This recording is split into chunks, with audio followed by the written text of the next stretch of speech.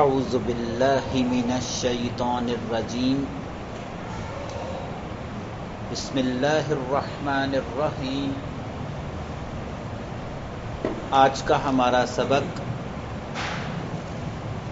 سورہ احزاب آیت نمبر 7 سے ہے جی۔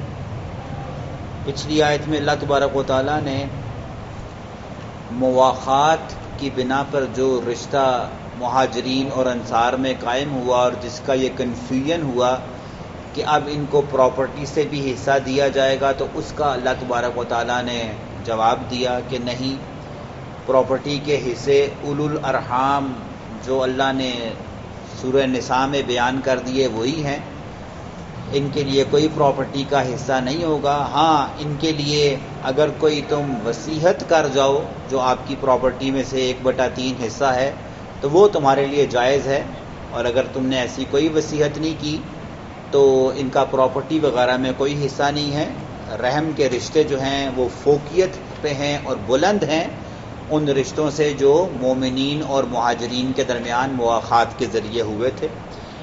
اچھا جی، اور پھر اللہ تبارک و تعالیٰ نے اس بات کو پھر ختم کیا تھا کہ یہ بات اب مستورہ اللہ تبارک و تعالیٰ نے لوح محفوظ میں لکھ رکھی ہے، یعنی اب یہ قیامت تک کا دستور ہے، اس میں تبدیلی ممکن نہیں ہے۔ جو تبدیل کرے گا یا اس سے ہٹ کر چلے گا وہ عند اللہ کے ہاں بہت بڑے گناہ کا، کفر تک کا ارتکاب جو ہے نا وہ سرزد اس سے ہو سکتا ہے۔ اچھا جی، اب اللہ تبارک و تعالیٰ نے محمد کریم صلی اللہ علیہ وسلم اور ان کے ساتھ 4 پیغمبروں کا اسپیشل تذکرہ کیا، اور یہ احوال پیچھے بھی آ چکا ہے کسی دوسرے موضوع کے ساتھ، تو اسی چیز کو اللہ تبارک و تعالیٰ نے ریپیٹ کیا ہے۔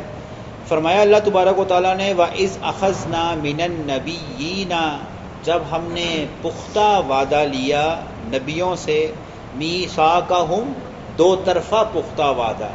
میں نے آپ کو میثاق کا مطلب بتایا تھا کہ یہ وہ وعدہ ہوتا ہے جس میں دونوں پارٹیز ایگریڈ اپون ہو جاتی ہیں، ٹھیک ہے، ایک کی شرط اور دوسری کی شرط کیا ہوتی ہے؟ قبول ہو کر جو باہم دونوں پارٹیوں کے درمیان جو اقرار پاتا ہے وعدہ، اس کو میثاق کہتے ہیں جی، ٹھیک ہے۔ تو اللہ نے کہا جب ہم نے یہ والا پختہ وعدہ لیا تھا، ٹھیک ہے، کس کس سے؟ وَمِن کا، اے نبی سب سے پہلے آپ سے وعدہ لیا تھا۔ وَمِن نوح، نوح سے بھی یہی وعدہ لیا تھا۔ وَإِبْرَاهِيمَ، ابراہیم علیہ السلام سے بھی یہی وعدہ لیا تھا۔ وَمُوسَى، موسیٰ علیہ السلام سے بھی یہ وعدہ لیا تھا۔ وَعِيسَى ابن مریم، اور عیسیٰ ابن مریم سے بھی وعدہ لیا تھا۔ وَأَخَذْنَا مِنْهُمْ، اور ہم نے ان سے وعدہ لیا تھا، مِيثَاقًا غَلِيظًا، بڑا ہی پختہ وعدہ، یعنی کہ کوئی وعدہ تھا جس کو اللہ نے اتنی سختی کے ساتھ زور دے کر کہا، 2 دفعہ کہا کہ ہم نے وعدہ لیا، اور آخر میں کہا وعدہ نہیں، پختہ وعدہ لیا تھا۔ یہ کون سا وعدہ تھا جی؟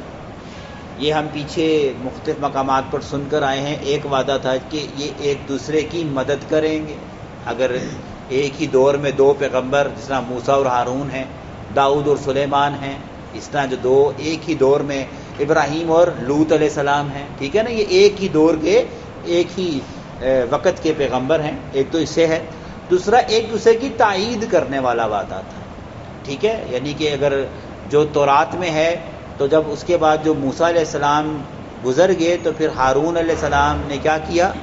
اس کی تائید فرمائی تھی۔ یہ نہیں کہ ایک طرح ہمارے ہاں ہوتا ہے نا، ایک بندہ کہتا ہے میں مانتا ہوں، دوسرا کہتا ہے میں نہیں مانتا، ٹھیک ہے، یہ نہیں، تائید فرمانا۔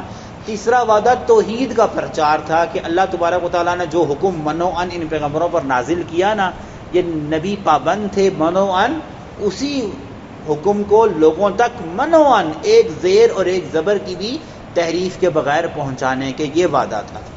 پھر اللہ نے کہا جب نے یہ وعدہ لے لیا، اللہ نے خود ہی جواب دیا، لیسأل الصادقین، ہم ضرور سوال کریں گے ان سچوں سے، عن صدقہم، ان کے سچ کے بارے میں۔ اللہ نے خود ہی جواب دیا کہ یہ نبی کیا تھے؟ سچے تھے، یعنی انہوں نے اپنے وعدے کیا کیے؟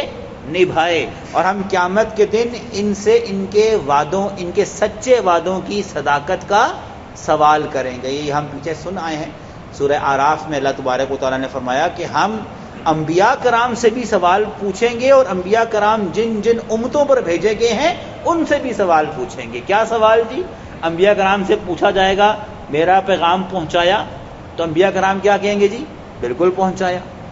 پھر ان لوگوں سے پوچھا جائے گا ہاں جی تم پر ان کی نے میری آیتوں کو کھول کھول کر بیان کیا تھا کہ نہیں کیا تھا؟ پھر لوگ بھی کہیں گے ہاں جی کیا تھا۔ ٹھیک ہے، وہ جو آپ کو یاد ہوگا پھر اللہ تبارک و تعالیٰ نے انبیاء کرام سے پوچھا تھا کہ اچھا تم نے میرا پیغام پہنچایا تھا، اس کا تمہارے پاس پروف کیا ہے؟ تو پروف پہ کون بولیں گے جی؟ نبی کریم صلی اللہ علیہ وسلم کہ اے نبی، اے اللہ میں گواہی دیتا ہوں کہ انہوں نے پورا پیغام کیا کیا؟ پہنچایا۔ تو اللہ تبارک و تعالیٰ نبی سے پوچھیں گے محمد کریم آپ تو سب سے آخر میں آئے ہیں، آپ کی تو ان سے کسی سے ملاقات ہی نہیں، آپ کیسے کہہ رہے ہیں کہ انہوں نے اپنے وعدے نبھائے؟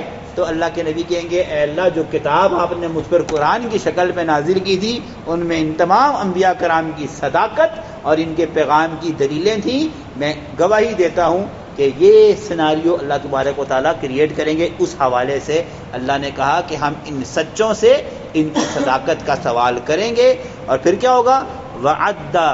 وَأَعَدَّ لِلْكَافِرِينَ، اور ہم نے تیار کر کے رکھی ہے کافروں کے لیے عذابًا علیما، بڑا دردناک جو ہے نا عذاب ہم نے تیار کر رکھا ہے۔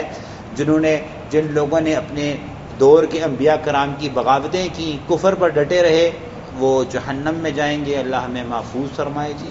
اچھا جی، اب جو اگلا رکوع ہے نا یہ غزوہ احزاب جس کی بنا پر اس سورت کا نام ہے جی۔ ابھی ہم پہلے اس کی تھوڑی تاریخ سن لیتے ہیں، آج شاید صرف تاریخ ہی سنی جائے کیونکہ ضروری ہے۔ غزوہ احزاب، احزاب کسے کہتے ہیں؟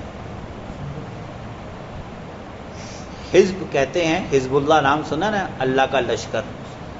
حزب کہتے ہیں گروہ کو، لشکر کو۔ احزاب اس کی جمع ہے جی، ٹھیک ہے جی، گروہوں لشکروں کی جنگ، ٹھیک ہے جی۔ اس کا پس منظر یہ ہے، اس کو دوسرا نام اس کا کیا ہے جی؟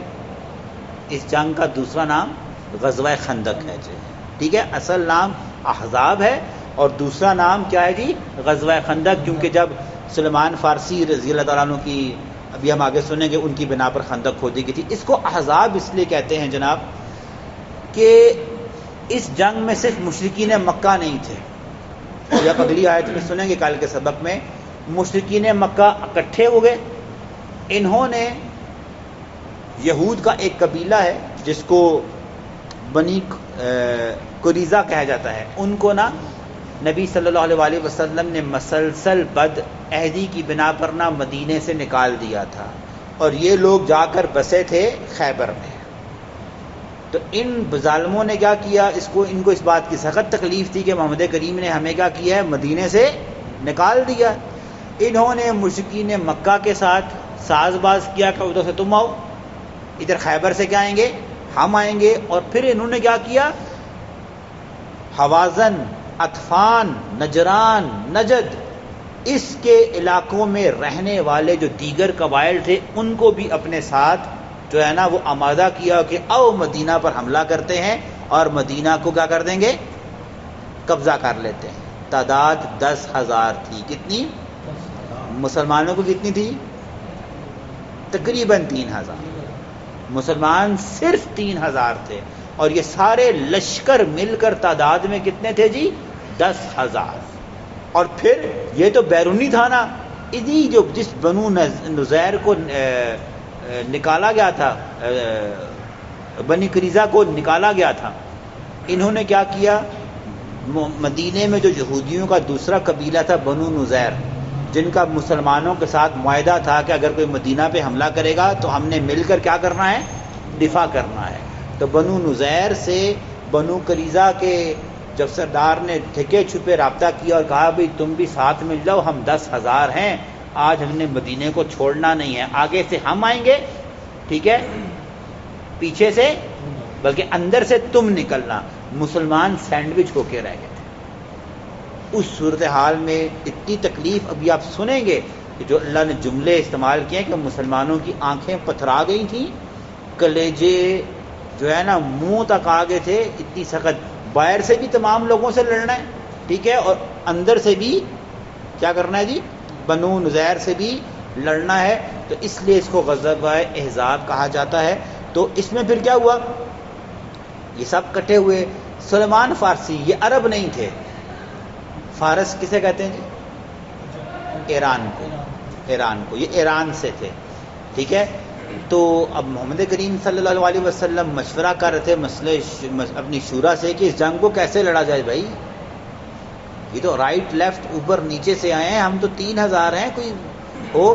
تو سلیمان فارسی کیونکہ فارس سے آئے ہوئے تھے، انہوں نے کہا اللہ کے نبی، ہم جب ایسی جنگ ہوتی تھی نا جو ہمارے وسوں باہر ہوتی تھی، تو ہم نا شہر کے ارد گرد کیا کرتے تھے، بہت گہری اور چوڑی خندق کھود دیتے تھے تاکہ دشمن جو ہے نا وہ شہر میں انٹر نہ ہو سکیں، اور اگر انٹر ہونے کی کوشش کریں تو پھسل کر کس میں گریں، خندق میں گریں، اور اگر کوئی پار ہو بھی گیا تو ہم پہلے سے کیا ہوں گے، موجود ہوں گے، تو اس سے پہلے کہ وہ ابھی پار ہو کے آئی ہوگا تو ہم کیا کریں گے، تیر مار کر یا تلوار مار کر اس کو کیا کر دیں گے، ہلاک کر دیں گے۔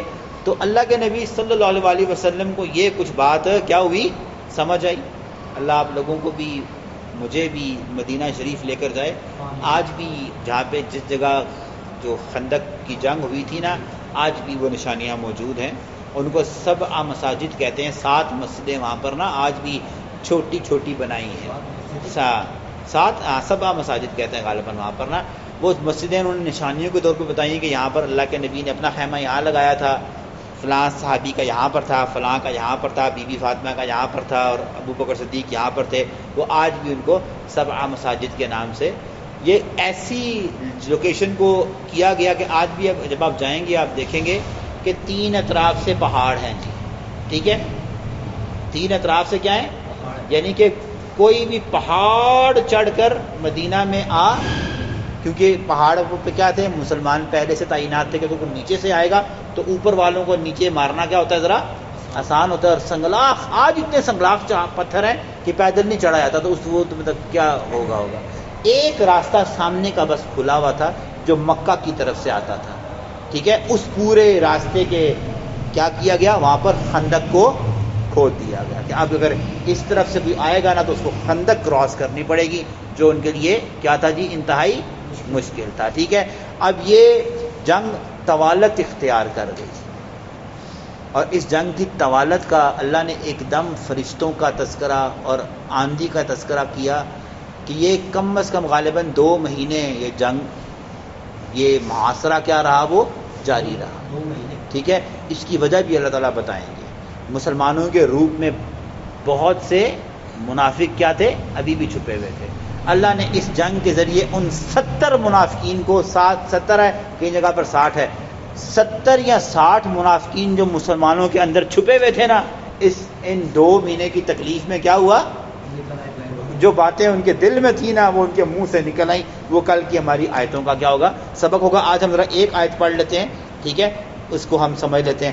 اللہ نے فرمایا، یا ایھا الذین آمنوا، اے ایمان والو، اذکروا نعمت اللہ علیکم، اللہ کی نعمت کا تذکرہ کرو، ذکر کرو، اذ جاءتکم، جب اس نے بھیجا، جنودن، اذ جاءتکم، کہ جب وہ آئے، جنودن، لشکر، فارسلنا علیہم، پھر اللہ نے ان پر بھیجا، ریحن، ہوا کو، وجنودن، اور ایسا لشکر، لم تروہا، جو تمہیں نظر نہیں آیا۔ اے ایمان والو، اس نعمت کا تذکرہ کرو کہ جب لشکر تمہارے اوپر چڑھ دوڑے تھے تو ہم نے تمہاری طرف ہوا کو بھیجا اور ایسے لشکر کو بھیجا جو تم دیکھ نہیں سکتے تھے۔ وَكَانَ اللَّهُ، اور ہے اللہ یا تھا اللہ، بِمَا تَعْمَلُونَ بَصِيرًا، جو تم عمل کرتے تھے اس کو دیکھنے والا۔ ہوا کون سی جی؟ اس کے بارے میں نبی صلی اللہ علیہ وسلم نے فرمایا کہ میری مدد احزاب والے دن مشرق سے چلنے والی ہوا سے کی گئی تھی۔ مشرق سے ہوا ایسے چلی کہ گرد و غبار مسلمانوں کی آنکھوں میں نہیں آیا۔ کن کی آنکھوں میں آیا؟ یعنی کہ اگر ہم یوں کھڑے ہو نا، اگر ہوا یوں چلے گی نا تو کیا ہوگا، گرد اس طرف جائے گی جہاں پہ دشمن تھے۔ اگر ہوا یوں چلتی تو کیا ہوتا، ان کی آنکھوں میں تکلیف ہو جاتی، یہ تنگ ہو جاتے۔ اللہ نے مشرق سے ایسی ہوا چلائی کہ مسلمانوں کو وہ ہوا آندھی نہیں لگی۔ ایسی تیز آندھی کہ ان کے خیمے اکھڑ گئے، ان کے جانوروں نے رسیاں توڑ کے بھاگ گئے، ان کی حدیث میں آتا ہے ہانڈیاں تک الٹ گئیں۔ انہوں نے کہا یہ کیا چیز ہے؟ اللہ نے کہا ہم نے ہوا بھیجی اور پھر ہم نے ایسا لشکر، اور ہاں ساتھ اس حدیث کے الفاظ ہے کہ میری اللہ نے مدد مشرق سے چلنے والی ہوا سے کی، اور عاد پر جو عذاب آیا تھا وہ مغرب سے چلنے والی ہوا سے آیا تھا۔ عاد یہ میں پڑھا، عاد اور سمود جو قومیں تھے کہ میری مدد مشرق سے چلنے والی ہوا سے کی گئی، اور عاد کو پچھم یعنی کہ پیچھے مغرب کی طرف سے چلنے والی ہوا سے پٹکا دیا گیا تھا۔ یہ اس احزاب اس موقع پر اللہ کے نبی صلی اللہ علیہ وسلم کی یہ حدیث ہے جو غالباً بخاری اور مسلم میں ہے جی۔ اچھا دوسرا، اور اللہ نے ایسے لشکر بھیجے تو تم نے نہیں دیکھے، یہ کون تھے؟ یہ فرشتے تھے جی۔ جس طرح بدر میں فرشتے تھے، احد میں بھی فرشتوں کا وعدہ تھا، لیکن مسلمانوں نے جو 50 تیر اندازوں میں سے جو 40-45 نے وعدہ خلاف کیا تو اللہ نے اپنا وعدہ واپس لے لیا تھا۔ تو یہاں پر بھی اللہ نے کہا وہ فرشتے تھے، ٹھیک ہے، جو ایسا لشکر اللہ نے بھیجا جو آپ کو نظر نہیں آیا، اور اللہ تعالیٰ جو تم عمل کرتے ہو اس کو دیکھ رہا ہے۔ اور اب اگلی آیتوں میں اللہ نے جنگ میں مسلمانوں کا جو احوال، ٹھیک ہے، اس کا تذکرہ اور کل کا سبق انشاءاللہ تعالیٰ